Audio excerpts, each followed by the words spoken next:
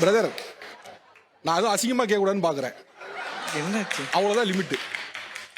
நான் கைத்தட்ட எல்லாம் சேர்த்து தமிழா தமிழா அப்படின்னு ஒரு ஷோ ஜி தமிழ் டிவில ஒளிபரப்பு செய்யப்பட்டு வந்துகிட்டு இருக்கு. இதுவும் பாத்தீங்கன்னா கிட்டத்தட்ட நியர் ஆன மாதிரி தான் ஒரு டிபேட் ஷோ தான். இந்த ஷோல ஆங்கரா இருக்கவரு பார்ட்டிசிபேட் பண்ண வந்த ஒருத்தரை அசிங்கமா பேசிடுவேன், இதுக்கு மேல வந்துட்டு சொன்னா கேளுங்க, அமைதியா இருந்துருங்க அப்படின்ற மாதிரி பயங்கர கோவத்துல பேசியிருக்காப்ல. அந்த அளவுக்கு அந்த இளைஞர் என்ன பண்ணிருக்காருன்னு சொல்லி பாத்தீங்கன்னா, முதல்ல இந்த ஷோவுடைய டைட்டில் என்ன அப்படின்னு சொல்லி பாத்தீங்கன்னா, பெண்களை வந்துட்டு டீசெண்டா இம்ப்ரெஸ் பண்ண தெரியாத சிங்கிள் பாய்ஸ் அப்படின்ற மாதிரி தான் இதோட டைட்டில். இது ஒன்றும் தேவையே இல்லாத ஒரு டாபிக் தான், whatever இதை வந்துட்டு பேசியிருக்காங்க. ஆனா இதுல வந்ததுல ஒரு பாய்ஸ் மட்டும் எல்லார்கிட்டயுமே, அதாவது அவுட் ஆஃப் கேமராக்கு பின்னாடி பாத்தீங்கன்னா இந்த கேர்ள்ஸ் எல்லாம் மேக்கப் போட்டுட்டு இருக்கும்போதும் அவங்க ரூம்க்குலாம் போயிட்டு பயங்கரமா ஃப்ளோட் பண்ணியிருக்காரு. எல்லார்கிட்டயுமே வந்துட்டு தப்பா ஃப்ளோட் பண்ணியிருக்காருன்னு சொல்ல முடியாது, எல்லார்கிட்டயுமே ஃப்ளோட் பண்ணியிருக்காரு. சாப்பிட்டீங்களா, நல்லா இருக்கீங்களா, அவங்க கிட்ட கமெண்ட் பாஸ் பண்றது, ஃப்ரெண்டு கிட்ட வந்துட்டு அந்த பொண்ணை பத்தி கமெண்ட் பாஸ் பண்றது, இந்த மாதிரி வந்துட்டு தேவையில்லாத நிறைய விஷயங்களை வந்துட்டு அங்க செஞ்சு வச்சுட்டு இருக்காரு. அதுக்கு மட்டும் இல்லாம தமிழாவுடைய டீம் இருக்கும்ல, அங்க ஒர்க் பண்ணுவாங்கல்ல ஜி தமிழ்ல, அங்க இருக்க ஒரு பொண்ணு கிட்ட கூட வந்துட்டு சாப்பிட்டியான்னு பலமுறை கேட்டிருக்காரு. அதுக்கப்புறம் அதுவும் ஒரு மாதிரி வந்துட்டு பேசியிருக்காரு, ஃப்ளோட் பண்ண ட்ரை பண்ணிருக்காரு எல்லா பொண்ணுங்கள்கிட்டயுமே.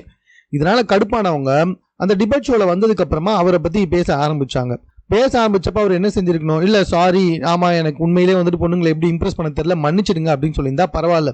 அவரு அந்த இடத்துல வந்துட்டு பயங்கர ஜீனியஸா பேச ஆரம்பிச்சுக்கிட்டு, ஆமா நீங்க வந்து என்ஜாய் பண்ணீங்க, அப்ப நீங்க வந்து சிரிச்சிங்க, நீங்களும் தானே என்ஜாய் பண்ணீங்க அப்படின்ற மாதிரி ரொம்ப திமிராவே பேசிட்டு இருந்திருக்காரு. ஒரு கட்டத்துக்கு மேல அங்க மொத்தம் 4-5 ரூம் இருக்கும்ல, நீங்க எப்படி பிரதர் எல்லா ரூமுக்கும் போனீங்கன்னு சொல்லிட்டு தொகுப்பாளர் கேட்டதுக்கு, தூணிலும் இருப்போம் துரும்பிலும் இருப்போம் அப்படின்னு சொல்லிட்டு பயங்கர திமிரா பேசின உடனே தொகுப்பாளர் செம்மையா காண்டாயிட்டாரு. இவ்வளவுதான் உனக்கு மரியாதை, நான் ஏதோ வந்துட்டு அசிங்கமா பேசிடுவேன், ரொம்ப நாம வாய் அடக்கி வச்சுட்டு இருக்கேன், அமைதியா இருந்துரு, நீ பண்ணது எவ்வளவு பெரிய ஃப்ளர்ட், எவ்வளவு பெரிய தப்புன்னு உனக்கு தெரியும், பொண்ணுங்க பின்னாடி போயிட்டு இந்த மாதிரி அலைஞ்சிருக்க, அவங்க டிஸ்டர்ப் பண்ணிருக்க, உங்க வீட்டு தங்கச்சி கிட்ட இது மாதிரி பண்ணா உனக்கு பிடிக்குமான்னு கேட்டப்போ அந்த இளைஞரே இல்ல சார் எனக்கு பிடிக்காது அப்படின்ற மாதிரி சொல்றாரு. அப்படி இருக்கும்போது இவங்கெல்லாம் மட்டும்னா உனக்கு இவ்வளவு விளையாட்டா அப்படின்ற மாதிரி கேட்க எல்லாருமே வந்து திட்ட ஆரம்பிச்சிட்டாங்க.